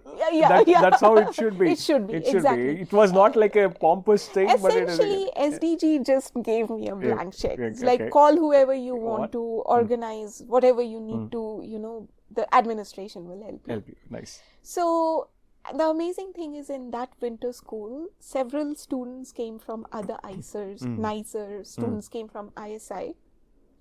And many of them are now faculty members in mathematics. Wonderful. One of them, Momanthi Poddar, is with us. There was a student from IISER Pune, Aksha Watwani, who actually met Ramurthy in that meeting and did her PhD with him. Now she's a faculty member at IIT Gandhinagar. Wow. She's doing very well. Amazing. Sneha Chaube was another person. She's now at IIIT. Nice. She did not do her PhD with Ramurthy, but she stayed in touch with him, and I think now they collaborate on a lot of things. She's at IIIT Delhi and doing very well. There were other students. One of the students is now at Kriya University. Nice. Yes. Nice. Yeah. So that was my first experience in seeing how a little bit of effort can actually give you huge dividends. But the other good thing that happened was, just out of interest, I started typing Ramurthy's lectures, and I just sent it back to him to check if it looked okay and if he had any comments. He was very happy and he said, why don't we write a book together on this topic? He loves writing books. Yeah, he's actually written a quite lot a few of books. And whenever he sees a student who is eager to write and who's sincere about writing, he will usually suggest some opportunity to write something. Actually, I have to pause at this particular point because this is something extremely important, because scholarship comes through writing. See, true, exactly. One might actually talk about it, one might actually have discussions. Yeah. At the end of the day, the real scholarship, at least whatever we actually value is in the writing. Yes, right? you That had is, some blog posts about yes, this. Yes, You've written exactly. a lot about this. Yeah. In fact, I am a strong advocate even within my own work and also with my students, whatever we do, is the emphasis on writing is so important. Please continue. So I thought it was a good idea.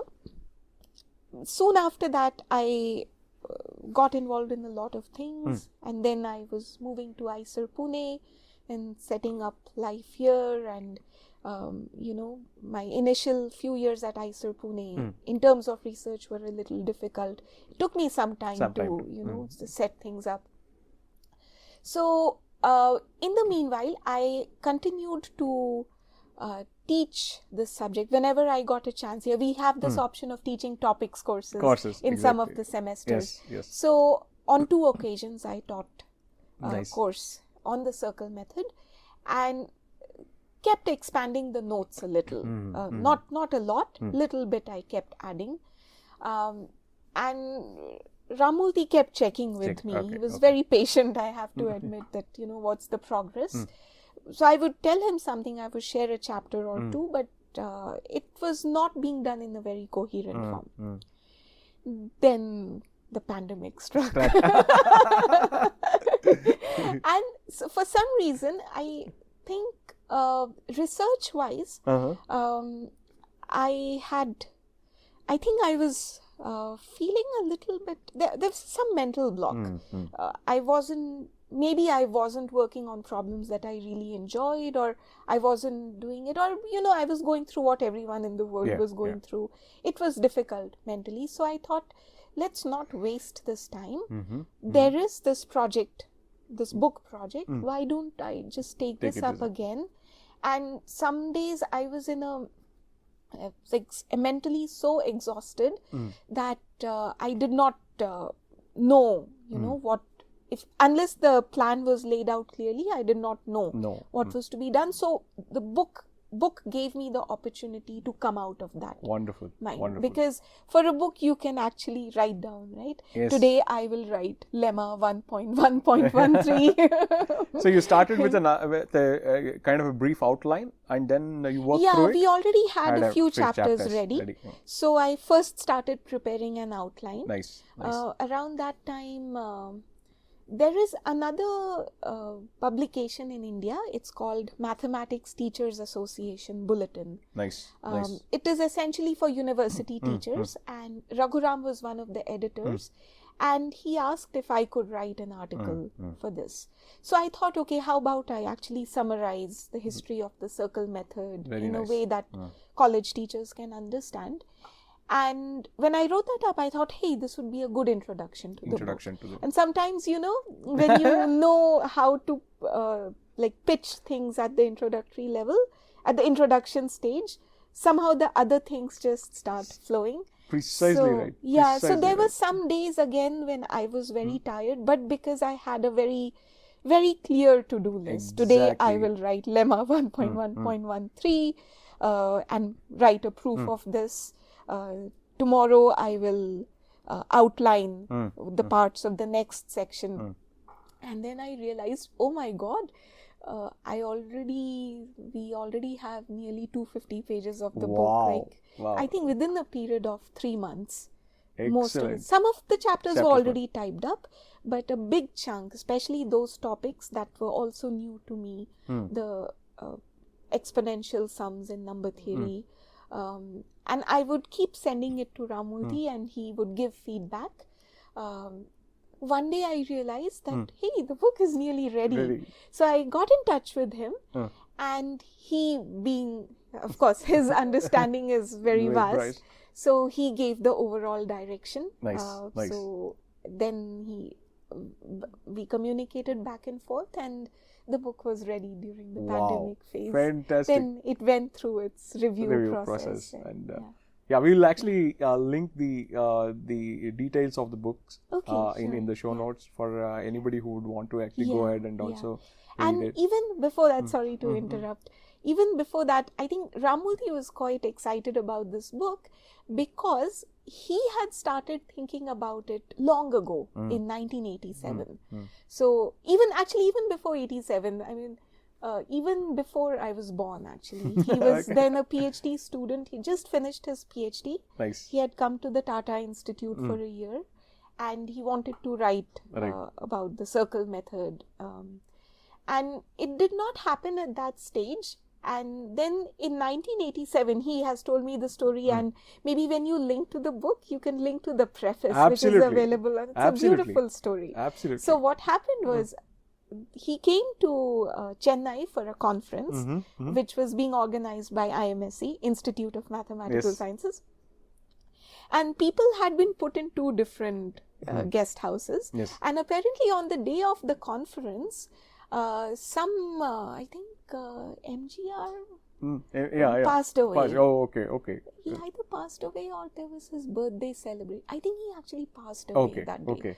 So there was, people were upset and everybody was on the streets. So they had to actually cancel the conference.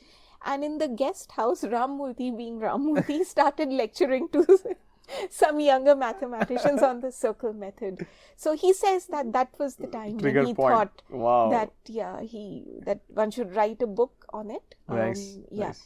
The thing is, the circle method goes back to the work of Ramanujan and Ramanujan Hardy, but somehow we have ended up calling it the Hardy-Littlewood circle method because Ramanujan passed away at a young age. So it is important to bring that back into the limelight. Although there's a lot of literature explaining that contribution, but we wanted to highlight that this fact. Point. And when I was at IISER Kolkata, I think my other than like the writing part, my intellectual contribution was that we should write the book in such a way that somebody with no background in number theory can also follow it. Wonderful. So because I had taught a course in number theory at IISER Kolkata, I had typed some notes for that. So I combined those also in this book. So the first part of this book is basically developing the elementary number theory tools that are needed to understand the circle method. Wonderful. And then we delve into the circle method. So that's how this book, we tried to write this book to make it accessible to college students. That's a very important target audience. There are lots of excellent books on circle method, but they are aimed at people at a higher level. In fact, I've invariably come to a kind of an understanding that generally books which are written at the level of undergraduates or slightly above undergraduates actually are applicable to everybody. Yes. Because we sometimes preempt the fact that we are writing to slightly more specialized audience, but most of the time the impact of a good book or a literature is when it is targeted to slightly a student level audience, because student is a construct, right? Awesome. Right? Because everybody has to become a student to really learn a topic. Exactly, and somebody will have to start from first principles and build from there. And I increasingly have come to a notion that a lot of books which are written very well, for example, Craig Boren, whom I really admire and has written a lot of books, actually writes at a level and with the language which is applicable to students and enjoyable to them. And you see that it's actually very high level stuff. Yes, And that also probably comes from great experience and other things. Right. And I'm very sure Professor Ramurthy would have also had that kind of experience coming through that. So you really enjoyed the whole process then, the of writing the book. And I learned that even when you are feeling very distracted, a book gives you the opportunity to have a clear plan and follow up on it every day. You know what, Kanika, this is an important point, because one of the elements of doing research is that you have to come up with a new idea. A book actually relaxes that criteria a little bit. True. Right? Because I'm sure there are books where you can include new ideas. Yes. But you will be writing something in a slightly broader framework where that whole broader framework is not completely new. Yeah.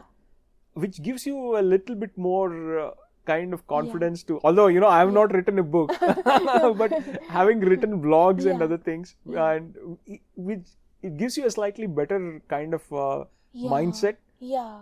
Because it doesn't put a lot of pressure. Because if you see, a lot of pressure in academia comes from publishing things which are supposed to be novel and significant. True. Both are abstract kind of concepts, right? Novelty, of course, it's ideas. How it is received is very, very kind of stochastic. And that a book really takes away that pressure a little bit, I suppose. Maybe. It takes away the pressure, but it also helps you to get into that flow of mind, which becomes very valuable in generating new ideas. Absolutely right. See, my experience of writing slightly long format is in writing review articles. And I did write recently slightly a longish one, and I did it alone, purposefully. Okay. And I could see the points what you're now making. Of course, that is no way as large as a book or something like that. But that is a very interesting prospect, to think about the fact that you can still have that flow maintained and other things. It doesn't have to be an all or nothing approach, right? Exactly. I remember in the early phases of the pandemic, it was this, I don't know, I wrote about it in one of my blog posts. I thought, wow, I'm going to have this freedom to just stay at home and study, and mano chalo nija niketan. And I'm like, no, the nija niketan is becoming a Netflix niketan. I don't want that. Absolutely. So I have to bring some structure back, and book gives you an excellent opportunity. Wonderful. In fact, I have actually heard this from many writers who do write books. Because there is no time which you can tell that it is completely free time, right? Yeah. It is just a kind of a small pocket of time in between the so-called work, what you can incorporate and other things. Very nice. So a general kind of question is, what is your advice for people who would want to write, especially people, not only general audience, but also for somebody who is a scholar who would want to actually take up this initiative, because you have gone through the process and it's fresh in your mind, so to speak. What is your advice, Kaneenika? What do you have to say? So there are two things here. So if there is a desire in the person to write something for a large audience, that desire should not be suppressed. But it has to be wisely channeled. So the first thing the person has to figure out is what is their expertise in, right? So if there's something that they feel they will be able to do a good job of because they've studied that subject, you don't have to be the world's foremost expert. And this is the first thing you should always remember when writing a book. You can write a book even if you are not the world's top expert on the topic. You have learned something about that topic, and you want to be able to teach it to some others. That is your fundamental goal. So you figure out what you would do, plan that carefully, and then take time out for it. And always remember, one should remember that we are doing it. This is really something you do because you feel passionately about it. Yes.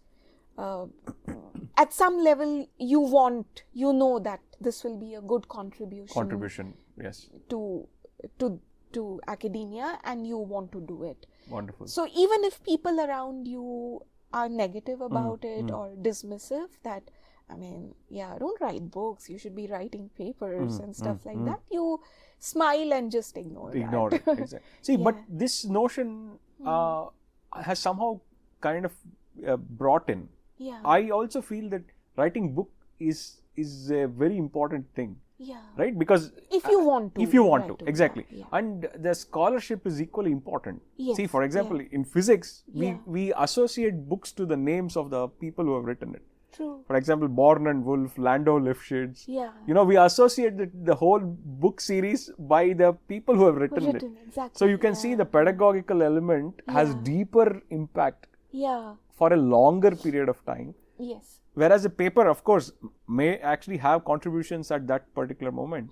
But the whole impact of a book is slightly longer one. Maybe somehow we are missing out that point. When somebody is really trying to put it as a slightly lower part of the academic kind of I thing. think it comes from anxiety. Anxiety, exactly. Right? That, okay, we have to publish and Yes, then we have yes. to get tenured, we have to get Yeah. promoted. It is, I'm not saying it's not important. Research is very important. We should continue to produce new work. What the book is doing is actually bringing together The broader a lot of a broader context of this whole Yeah. work into one document. document. Absolutely right. In fact, this notion is slightly different in social sciences. If you have seen, it's very interesting because social scientists, as I have seen, actually do value writing books quite a lot because of course they also write papers, but they also put it together in slightly broader context. Yes. And of course, context is never a problem in social sciences, right? Because that is the strength of that particular strength of the kind of scholarship there. Yeah, it is very fascinating, so to speak. I mean, I would think that what constitutes research for them is to understand the context of different things that have absolutely happened. A book really makes that very kind of effective kind of approach to put together a slightly broader viewpoint in that sense. Wonderful, wonderful. And it's the same attitude even towards writing articles. Say, like you said, a review article or an expository article on a topic. Yes. This is not going to get you tenure or promotion or research grants. But if there is a desire in you to do it, then why not? Then why not? I mean, everyone has hobbies. Absolutely. Right? There are people who spend hours preparing for marathons or hours, practicing music, and good for them. Exactly. So if your passion is to write write about something that you understand, why not? Why not do it? Absolutely right. Absolutely. Also, this when it comes to this viewpoint, Subramaniam Chandrasekhar, who is a celebrated astrophysicist, he actually has very interesting kind of views on this because he also wrote books apart from doing outstanding scholarly work. And he tells that the judgment of a particular scientist or any kind of scholarly person is to be done in a slightly more broader context, and the fact that this particular viewpoint will be looked at not now, but at a time scales which are much broader and longer than the person's lifetime. And that is an important thing, right? Because the impact what one has on the research ecosystem from that person is much more than just that particular paper or that particular viewpoint. For example, somebody writes a book, then it might have a broader impact and a longer impact. And Subramaniam Chandrasekhar has had that impact in that sense. So now we'll actually switch to a very interesting segment, which is one of my favorite, is to request my guests to speak in their mother tongue. And I would request you to actually, first of all, tell why you do what you do, because that is to actually connect to the people who might not actually be comfortable only in English, who might actually also be interested in knowing about you in your own mother tongue. So please tell us why you do what you do, Kaneenika. मैं एक गणितज्ञ हूँ तथा संख्या सिद्धांत as in number theory में रुचि रखती हूँ. इस क्षेत्र में हम विभिन्न प्रकार की प्राकृतिक संख्याओं का विश्लेषण करते हैं. हम कुछ ऐसे प्रश्न पूछते हैं जो सुनने में सरल, सटीक और सुंदर दिखते हैं, और यह संकेत देते हैं कि इनका संबंध प्रकृति के गूढ़ रहस्यों से है. आप शायद उस रहस्य को नहीं जानते, लेकिन आपके मन में वो भावना आती है कि अरे यह इतना सुंदर प्रश्न है कि इसका संबंध तो जरूर किसी बहुत किसी मूढ़ रहस्य से, मतलब किसी गूढ़ रहस्य से होगा.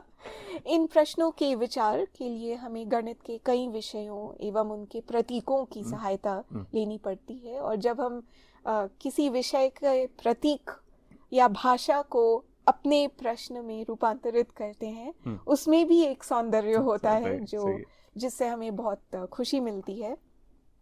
सो जैसे ज्यामिति, समाकलन गणित which is integral calculus, अंतरकलन गणित, differential calculus, बीज गणित, algebra, एवं जटिल आंकड़ों, complex analysis, very important in number theory, इनका विश्लेषण हमारे देश के महान गणितज्ञ श्रीनिवास रामानुजन ने अपने छोटे जीवन काल में इस विषय पर गहरा अध्ययन किया और आज भी हम उनसे प्रेरणा लेते हैं. Wonderful. And your Hindi is extremely good. Thank you. Because it's not easy. See, this is actually one of the challenges for us to communicate whatever we do as researchers in the mother tongue. Because there is a question for us to address that whether English is the only way to really gain scientific knowledge. Yes. Of course, the whole world over English is used. Yeah. But do you have any thoughts, Kaneenika? Like, is it important for us to bring in our mother tongue to I into think that? most of us naturally think in our mother tongue, right? Probably, if we go to English medium schools, the system trains us to exactly think in English. I don't know, but at a fundamental level, most of us think in our mother tongue. Absolutely. So, communicating in this language keeps us closer to the natural way of thinking. Absolutely. In fact, this point is very important because if you look at it, your mother tongue is always informal. Yeah.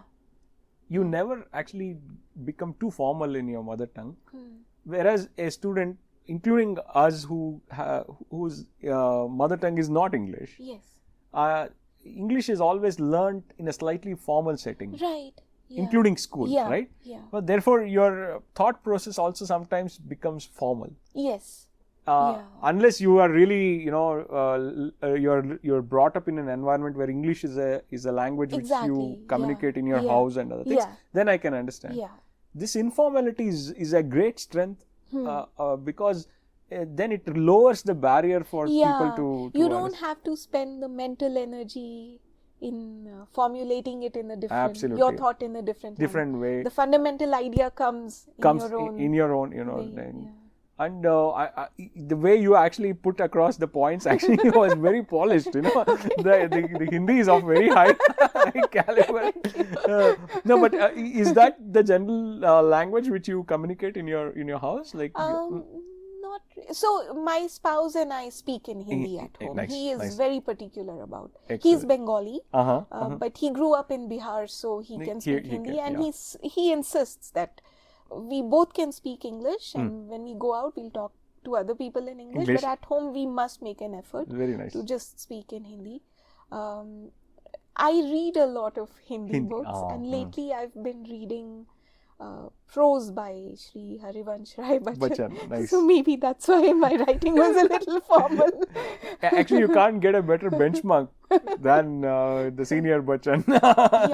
So since we are talking about him, his autobiography in Hindi is in 4 volumes. Yes. And the 3rd volume is of great interest to researchers, scientists, academics in general, because in the 3rd volume, he describes how at the age of 45, when he already had a regular faculty position at Allahabad University, he decided that he wants to study a topic further, got a fellowship, went to Cambridge.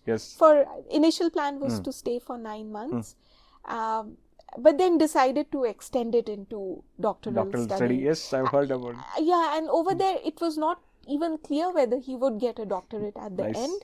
The committee would decide whether the work only deserves a diploma or a master's or a doctorate. But at that age, he went all out and worked very hard and got a PhD at that stage. But the anticlimax is after he came back to India, he actually quit academia. Yes, I've heard about this story. Very fascinating. And very inspiring, right? Because probably by then he also had a family. Yes. I know that he left his this family had to face very difficult situations. Exactly. I think Mrs. Teji Bachchan must have been a very strong woman. person. Absolutely right. Absolutely. And you could see that has probably also passed into the further generations. Because even if you hear Amitabh's Hindi is he's very phenomenal. good. Right. Of course, artistically he's at a different level. Yeah. But even general conversations, I've heard him speaking about his own father in such a polished way. You know, that scholarship actually reflects somewhere in the language what he's done. So I have a blog post summarizing the third volume. Oh, is it? We'll surely link it. Link Yeah, it. I'll be very glad to actually link it up. Okay. Please, the listeners should actually explore more through all these things, because this is just an introductory aspect of this stuff. And it's amazing. That volume is amazing. He discusses so many important things. He discusses the importance of having a tenure system. Nice. We are talking about like way back. Absolutely. No, in fact, now being inside the system, I can see how kind of how much freedom it actually brings in. Yes. It also gives you a kind of a feather, or rather I should say wings, to slightly fly in a different direction. And I agree with you that is an important part of academia. Otherwise, you would be then influenced only by what is generally expected within the framework of academic system. So he had a different point of view. What he felt was observing people around him who were at Allahabad University, who were incredibly talented, well-read, but could not fulfill their potential because the system did not give them an incentive to do that. And he writes at one point that even the highest intellect can degenerate into like a middle school level intellect if we don't consistently make efforts to increase our scholarship. So he saw the tenure track system as a way to motivate people them to keep. Nice, very interesting. And he felt that maybe in a place like Allahabad University that would make a difference. Yeah. But he also says that it is very difficult to determine the parameters of academic excellence. But if a university doesn't do it, who will? Who will be doing? In fact, Allahabad University was a trendsetter. Meghnad Saha actually set up the physics department, if I'm correct, or had a very important role there. Yes. And you can see the level of people we are talking is outstanding in that sense. Great. Now we are coming towards the conclusion, but here also is a segment where I would request you to recommend some influential things, what has kind of influenced your own thoughts in terms of books, art, movies, or any kind of form of exposition. It need not be only in mathematics, but anything even beyond that would be very welcome. So I request you to just give us some recommendations. So I take a lot of interest in Indian philosophy. Yes. And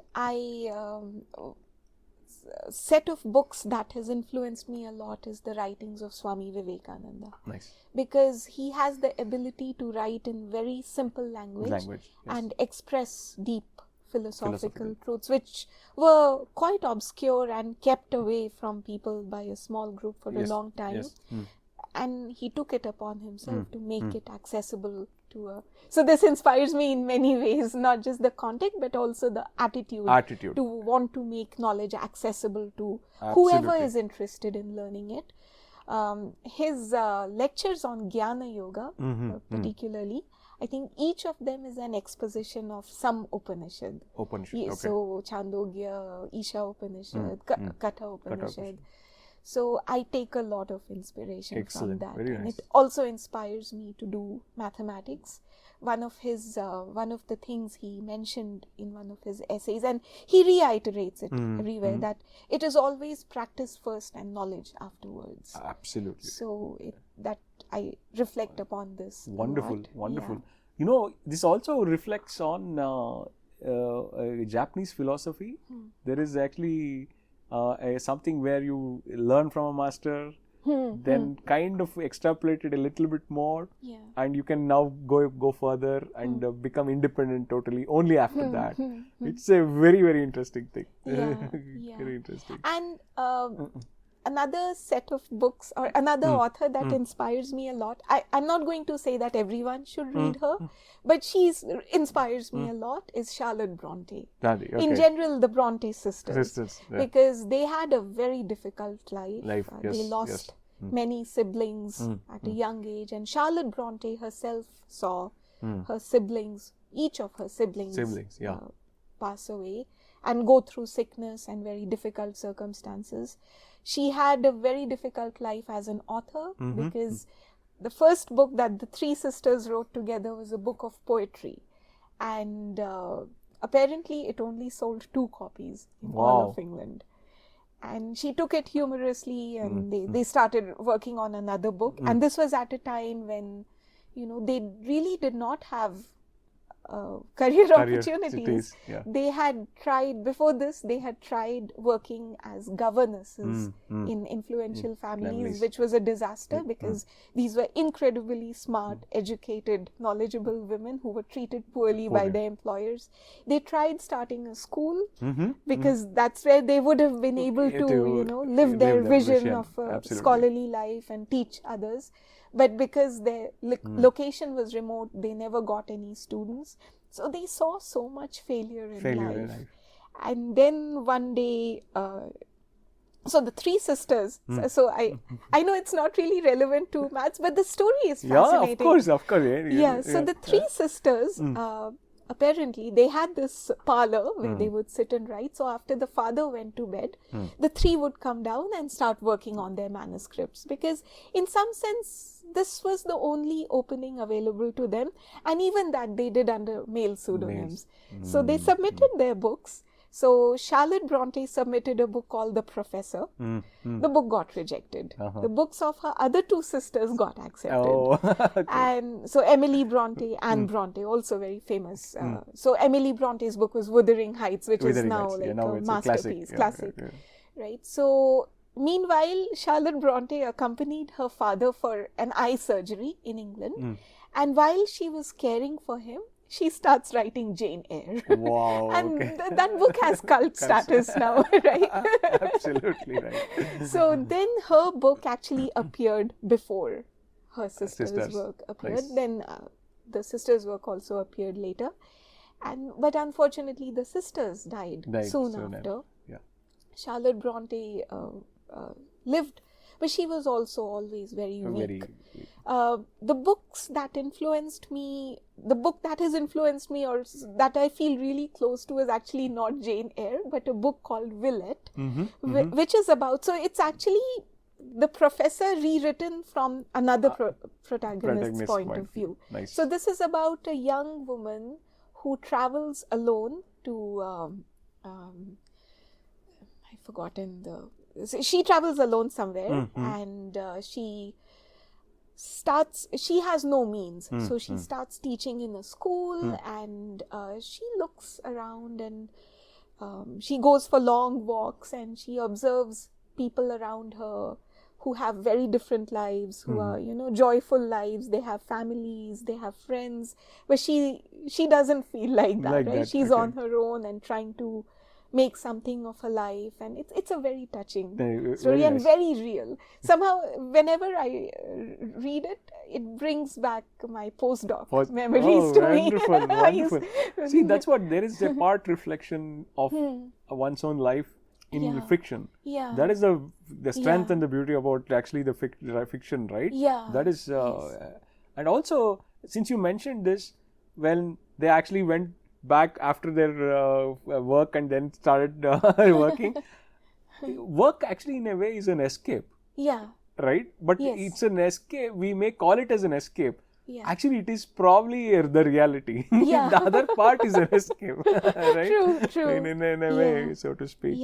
So I just remember that it's Brussels. Nice, and this has a connection with the Bronte sisters, because Charlotte and Emily traveled to Brussels to study under a professor skills which would enable them to start their own school later. Okay, nice. And Emily was apparently very, very intelligent, but she was not able to sustain living in a place away from home. So she came back. I think Charlotte Bronte also came back, and what she learnt in Brussels influenced her life and what she wrote. Some characters in Willet were also inspired by. Wonderful. Yeah. Wonderful. So, but so this is the other thing. The reason I particularly mentioned Willet was because when Charlotte Bronte wrote The Professor, the book it's a nice book. It did not get accepted. It's a beautiful story, and there are lots of interesting characters in the story, which make you contemplate on many social issues like capitalism versus, socialism, for example, or many different things. But she was not discouraged when the book failed, right? The book was not picked up. Okay. She wrote an entirely different book, but she came back to this book later. Nice. And Willet is essentially a much more mature rewriting of the same book. Wonderful. So as a scientist, this is you can go back to your idea and expand it. Exactly. She writes it from a different point of view. But the other amazing thing is there are also characters in The Professor which she takes to her other book. She wrote another book called Shirley, which was in fact a very stark expression of the challenges and the choices that people had to make during the Industrial Revolution phase. And there again, this question of, pure, the value of capitalism, how you approach, business. I mean, is it just a way of making money, or is there a larger point to it, versus people who do not see any value in big business? All these issues came out in much more detail in Shirley. So I learned that you should never give up on an idea. Keep thinking about it, keep expanding it, keep reflecting on it. And as you grow in age, you are able to do much more with it. Wonderful. This is actually a fantastic kind of notion of revisiting the idea, things. Very nice. So, any specific other art which has influenced you, or you like to enjoy during your free time or something? I like listening to music, but I don't enjoy anything as much as I enjoy reading. Absolutely. That's always the pleasure. One will always keep it as a highest form of thing. Yeah, very nice. So, what are your future plans, Kaneenika, in terms of research and outreach and any other activities? What you would want to actually do? Yeah, I want to continue research in these themes that I just mentioned to you. Distribution properties of arithmetic sequences, their connections with graph theory. So at least I think for the next 5 years, I have a set of questions that I want to investigate, and I want to continue working on this. Nice. And one very conscious sort of decision I've taken is lately I have been part of outreach activities related to writing. So, for example, I'm on the editorial board of Resonance, which is for the benefit of your listeners. It's a journal of science education brought out by the Indian Academy of Sciences, aimed at high school students and college students to bring about a love of the subject. The current chief editor, B. Suri from IISI Bangalore, has been instrumental in developing Resonance, and now it is read quite widely. Yes. So I'm on the editorial board, and I want to take this job quite seriously because I see the joy of students who actually submit articles, not just student, anybody who has a nice idea, and either they write they have a new theorem which they share, or they just have a new proof of well-known theorem which they write with a lot of love. And these are people from colleges, schools, high schools across India. And we help them, we give them feedback to make it better, develop it. And wonderful. When it appears, I feel very happy because I can also see so many students who will enjoy. And excellent. So it's somehow it is almost like now thinking about it carefully. When I started doing it, I was doing it as, a normal editorial responsibility. Sometimes I was efficient at it, sometimes not so much. But a few days ago, I sort of felt that there is almost a spiritual dimension to that. this. Nice. Because nice. the importance of publishing the work, a well-written work by someone who may not have had this exposure before, yes. and making it available to others who would be interested in reading it is just very valuable. No, this is the strength of pedagogical implementation of an idea, right? Because most of the time people think that teaching probably has the greatest impact, or rather teaching in a slightly broader sense. Here again, you're actually facilitating and also helping somebody to realize their own potential through the work what you just mentioned. And that always brings a very deep satisfaction. Yes. That's wonderful to know. Yeah. And the other thing that I want to continue being part of is Bhavana magazine. Yes. So at the moment I'm a corresponding editor for it. So from time to time I write articles for Bhavana. Yes. And so again, Bhavana is something that is the sort of started by Aravinda from TIFR CAM Bangalore, and he's extremely passionate about it.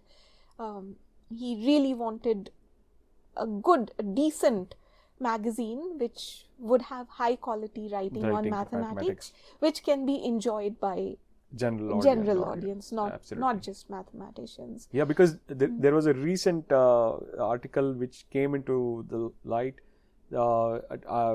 to highlight the unfortunate demise of Professor C.R. Rao. Yes. And C.R. Rao, of course, is a legend. Bhavana actually had one of the best articles which covered his life history. I think the article that you may have seen is an edited form of an article that first appeared in Current Science. Yes. But there's another article in Bhavana on C.R. Rao. C.R. Rao. Yes. And Bhavana also carries interviews of many people. So we were fortunate to actually get sound bites from C.R. Rao himself. Yes. There is an interview with Partha Sarthi, who also talks about C.R. Rao. And in the April edition, I wrote a biography of a mathematician called Sarvadaman Chawla. Yes. Interestingly, C.R. Rao was a high school student when he first met Chawla. And C.R. Rao says that he was influenced by Chawla. Later, they met again when Chawla was... when C.R. Rao was at IISER for some time. Yes. And he met Chawla. Chawla visited them again. And they wonderful. They're all connected. And Bhavana has done one remarkable job of interviewing many legendary mathematicians in our sphere. Sadly, some of them are now no longer with us, but Bhavana managed to actually speak to them. And yes, I've actually seen and read few, and they are very good.